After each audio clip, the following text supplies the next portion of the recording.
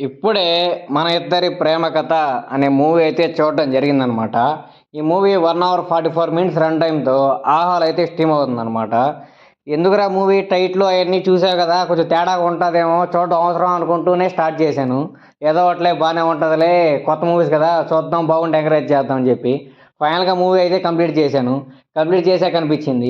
అంత గట్టిగా చూడకూడదనుకున్నావు కదా! మళ్ళీ ఎందుకు మూవీ స్టార్ట్ చేశావురా అనిపించింది. ఎంత టార్చర్ మూవీరా బాబు అనిపించింది. చాలా రొటీన్ స్టోరీ. స్టోరీ రొటీన్‌గా ఉంటే పోతే పోయింది. వాళ్ళు యాక్టింగ్ చేస్తుంటే అనిపించింది. ఎందుకురా బాబు రూపాయి యాక్షన్ చేయమంటే రూ. 5 యాక్షన్ చేస్తున్నారనిపించింది. అంటే వాళ్ళేమన్నా యాక్షన్ చేస్తే మనం దాన్ని ఫీల్ అవ్వాలి. కానీ వీళ్ళు యాక్షన్ చేస్తుంటే ఎందుకురా బాబు ఓవర్ యాక్షన్ చేస్తున్నావు అన్న ఫీలింగ్ అయితే వచ్చింది. మూవీ చూసినంత సేపు ఎప్పుడైపోద్దిరా మూవీ ఇంకా ఎంతసేపు ఉందిరా మూవీ అని చెప్పి చాలా అంటే చాలా ఎగరగా వెయిట్ చేశాను. మూవీ అయిపోయాక హమ్మయ్య అనిపించింది. అంటే 1 అవర్ 44 మినిట్స్ రన్ టైమ్ ఉన్న మూవీని కూడా ఎప్పుడెప్పుడు అయిపోద్దిరా అని చెప్పి నువ్వు అంత ఎగరగా వెయిట్ చేస్తున్నావంటే ఇంకా మూవీ ఎంత దారుణంగా ఉంటుందో ఇంకా మీరే ఊహించుకోండి. మూవీ స్టోరీ ఏమీ లేదు.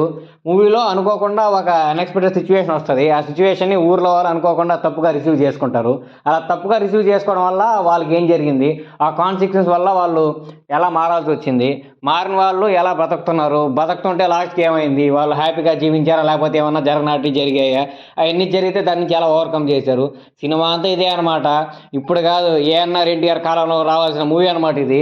అప్పుడు రావాల్సిన మూవీని ఇప్పుడు తీసి చూడమంటే దట్టు ఇలాంటి 2026 ఇయర్‌లో చూడాలంటే చాలా అంటే చాలా కష్టం. చాలా రొటీను. చూడని వాళ్ళైతే చూడొచ్చు. ఆహాలో అయితే స్ట్రీమ్ అవుతుంది. కానీ మూవీ చూసాక మాత్రం ఖచ్చితంగా రిగ్రెట్ అవుతారు. రివ్యూ చూసి కూడా ఎందుకు చూసావురా మూవీ అంత దారుణంగా ఉంది కదరా అని చెప్పి. అయినా పర్లేదు మేము చూడాలనుకుంటే మాత్రం ఆహాలో స్ట్రీమ్ అవుతుంది.